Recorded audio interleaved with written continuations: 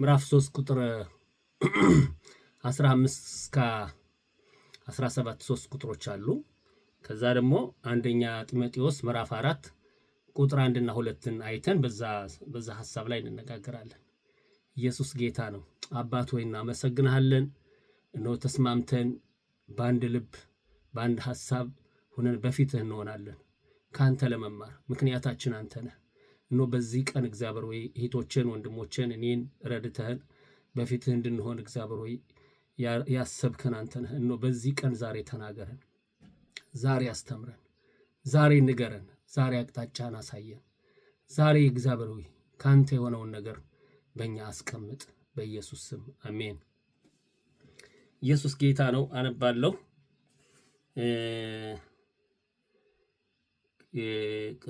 ቁጥር ምዕራፍ 3 ቁጥር 15 እስከ 17 ያለውን ነው የማየው። ከሕፃንነትም ጀምረህ ክርስቶስ ኢየሱስን በማመን መዳን የሚገኝበትን ጥበብ ሊሰጡህ የሚችሉትን ቅዱሳን መጽሐፍትን አውቀሃል። የእግዚአብሔርም ሰው ፍጹምና ለበጎ ሥራ ሁሉ የተዘጋጀ ይሆን ዘንድ እግዚአብሔር መንፈስ ያለበትን መጽሐፍ ሁሉ ለትምህርትህና ለተግሳጽህ ልብንም ለማቅናት በጽድቅም ላለው ምክር ደግሞ ይጠቅምሃል። ከዚህ ክፍል ላይ የሚለው ጢሞቴዎስን በተለይ 15 ላይ ለጢሞቴዎስ ነው የሚጽፈው። ጳውሎስ የመጨረሻው ጊዜ ነው ያለው። ጳውሎስን ወንጌልን ለጢሞቴዎስ አደራ የሚያስረክብበት ታይም ላይ ያለው እና ምን መሆን እንዳለበት እያንዳንዷን መንፈሳዊ ነጥብ ይነግረዋል። ከኛ ጋር እንዴት ይመሳሰል ስንለው ከሕፃንነት ጀምረው ይለዋል። በፊዚካሊ ጳውሎስ ጢሞቴዎስን ከልጅነት ጀምሮ ነው ከሱ ጋር በቃ ወንጌልን በተግባር አስተምሮታል እና በቃ ዋነኛ ብርቱ የሆነ አገልጋይ በመውጣት በመውረድ ከጳውሎስ ጋር ሆኖ ይሄ በልጅነቱ ጀምሮ ጢሞቴዎስ ስለ ጢሞቴዎስ ይነግረዋል፣ ይመሰክርለታል። መሰረት አለ፣ መሰረት አግኝተሃል፣ ክርስቶስን አምነሃል፣ ቅዱሳት ቃሉን አውቀሃል፣ ግን ይሄ መሰረት አለ እና አንድ መሰረት ስንል ምንድነው የሚሆነው? አሁን አንድ ህንጻ ሲሰራ መሰረቱ ነው ከሚታየው ህንጻ ይልቅ መሬት ላይ ያለው መሰረቱ ብዙ ገንዘብ ይችላል፣ ብዙ ጉልበት ይጨርሳል። እኔ በህንጻም እዛም ስለምሰራ እና ያ መሰረት የሚታየውን ህንጻ የሚሸከም የማይታይ መሰረት አለ እና ጳውሎስ ለጢሞቴዎስ መሰረት አለ። ከዚህ ጀምረህ የምታደርገው ግን በቃ ይሄን የእግዚአብሔር መንፈስ ያለበትን ቃል በቃ ለትምህርትህ ንጹህ የሆነ ትምህርት መማር እንዳለብህ ያ ትምህርት ነው ህይወት እንዲኖርህ የሚያደርግ። ወደዛ እንመጣለን። ወደ ሐሳቡ የእግዚአብሔር ቃል ለኛ ለምን እንደሚያስፈልግ ለምን ቅድሚያ እንደሰጡት ኢየሱስም ቅድሚያ ሰጥቶታል። ቅድሚያ የሰጠው 3 ዓመት ተኩል ያስተማራቸው መጀመሪያ የእግዚአብሔርን ቃል ነው ያስተማራቸው። ጳውሎስም በሐዋርያት ሥራ ምዕራፍ 6 ከመጀመሪያው ቁጥሮች ላይ በቃ እኛ መበለቶች ምናምን በሚገባ እያስተናገዳቸው አይደለም ወደ ጎን ገፍታችሁናል ምናምን ሲሉ እኛ ከወንጌል ፈቀቅ አንልም፣ ከቃሉ ፈቀቅ አንልም። ይህን ነገር የሚሰሩ ሌላ በመካከላቸው ያሉ የእግዚአብሔር መንፈስ ያለባቸውን ሰዎች ምረጡ ሲሉ እናያለን። ቦታ በቃ ለቃሉ ምንም ነገር የማይደራደሩ እንደሆነ ለምን ይህን ያደረጉበት መንገድም አሁን ወደፊት እናየዋለን ስንነጋገርና ከዛ እንትን እንሄዳለን። አሁንም ጢሞቴዎስ ምዕራፍ አንደኛ ጢሞቴዎስ ምዕራፍ 4 ቁጥር 1 እና 2 ነው የማየው። ምዕራፍ 4 ቁጥር 1 እና 2 1 እና 2 መንፈስ ግን በግልጽ በኋለኞች ዘመናት አንዳንዶች የሚያስቱ መናፍስትንና ውሸተኞች ግብዝነት በግብዝነት የተሰጠውን የአጋንንትን ትምህርት እያደመጡ ሃይማኖትን ይክዳሉ ይላል። በገዛ ሕሊናቸው እንደሚቃጠሉ ደንዝዘው ይላል። አሁን ስለ ሕሊና ነው ለመጣ የፈለኩት። ጳውሎስ የሐዋርያት ሥራ ምዕራፍ 24 ቁጥር 16 ላይ ምን ይላል? ንጹህ ልብና በጎ ህሊና እንዲኖረኝ በቃ እተጋለሁ ይላል። እና እነዚህ ቁልፍ ነገሮች ናቸው ከብዙ ነገራችን። ንጹህ ህሊና የሚለውን ቃል እስቲ እንደገና ጠለቅ አድርገን እንበል። ህሊና መንፈስ ይለዋል። የሐዋርያት ሥራ ምዕራፍ 8 ቁጥር 16 ላይ ምን ይላል? መንፈሳችሁና የእግዚአብሔርን መንፈስና የእናንተ መንፈስ በአንድ ላይ ይመሰክሩላችኋል። መልካም ስታደርግ ይመሰክርልሃል፣ ስትዋሽ ዋሽተሃል ይልሃል፣ የሆነ ነገር ስታደርግ በቃ አይደራደርም። ምክንያቱም እግዚአብሔር ሰውን ሲፈጥረው በሰው የተገጠመ ከእግዚአብሔር ጋር ኮንታክት የሚያደርግ በቃ በቅርብ ርቀት የሚቆጣጠርበት ከእግዚአብሔር ጋር እንትን ምንልበት ነው።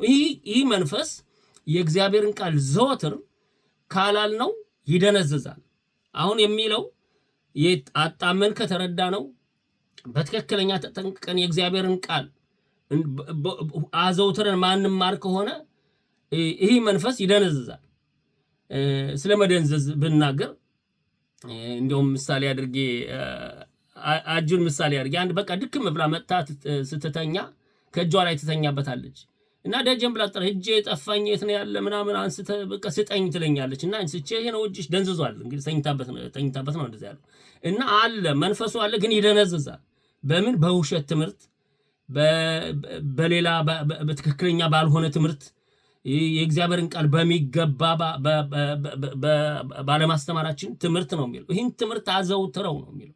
ምክንያቱም ህሊናችን በትክክለኝነት እንዲሰራ ህሊናችን ስንዋሽ ዋሽታችኋል የሚለን እንደገና ደግሞ በሰው ፊትና በእግዚአብሔር ፊት በትክክለኛው መንገድ እንድንሄድ ሰውንና እግዚአብሔርን ሰውን ወደህ እግዚአብሔርን ወደህ ሰውን መጥላት አትችልም። ምርጫ ሁሉ ትክክለኛ እንዲሆን ይሄ ህሊና ያስፈልገናል በእኛ ላይ። እግዚአብሔር ዝም ብሎ አይደለም የገጠመው ከኛ ጋር የተገጠመ ነገር ነው እና ይህን ነገር እንዲሰራ የሚሰራበት ዋናው ትልቁ መስፈርት የእግዚአብሔር ቃል ነው እና የእግዚአብሔር መንፈስ ያለበትን ቃል ሁሉ ጊዜ ሕያው ይሆንና በትክክለኛ ምርጫ እንዲኖረን ትክክለኛ አካሄድ እንድንሄድ ትክክለኛ በቃ የእግዚአብሔር መንፈስ እንድናዳምጥ ምክንያቱም መንፈሴ ከመንፈሳችሁ ጋር ኮንታክት ያደርጋል። ከደነዘዘ ከእግዚአብሔር መንፈስ ጋር ይለያያል። ምንም ነገር አይሰማንም። ብንዋሽ ብንቀጥፍ ኃጢአት ብናደርግ አይወቅሰንም።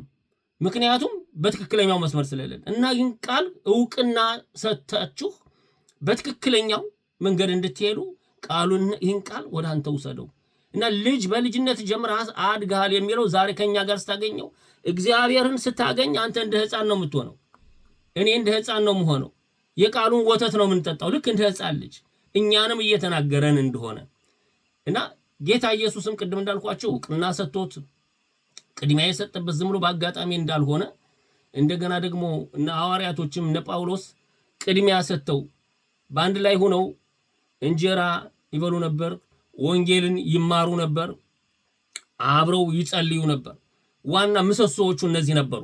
መስፈርቶቻቸው እነዚህ እንደነበሩ ዛሬ ብዙዎች ቃሉን ቀጥታ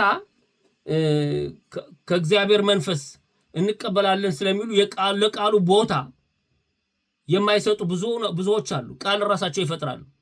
ሌላው ደግሞ እኔ አሁን ከዚህ ጌታን ካገኘሁበት ጀምሮ በሁለቱ ማህበረሰብ መካከል ነው ያደኩት በመንፈሳዊ ነገር ከነጮችም እና ከአበሻ እና በሁለቱ እያገለገልኩ ነው ያደኩት እና ከሁለቱ ያለውን ልዩነት አየሁኝ።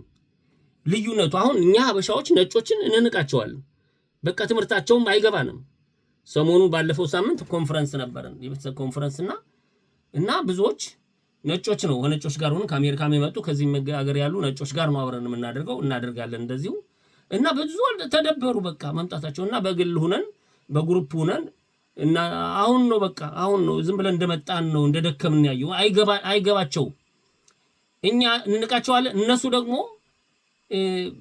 እኛን ትክክለኛ አይደሉም ብለው ትንሽ በግልጽ እንኳን ባይናገሩ የሆነ ነገር በእኛ ላይ በቃ በትክክለኛ መስመር እንዳልሆነ ብለው ያስቡናል።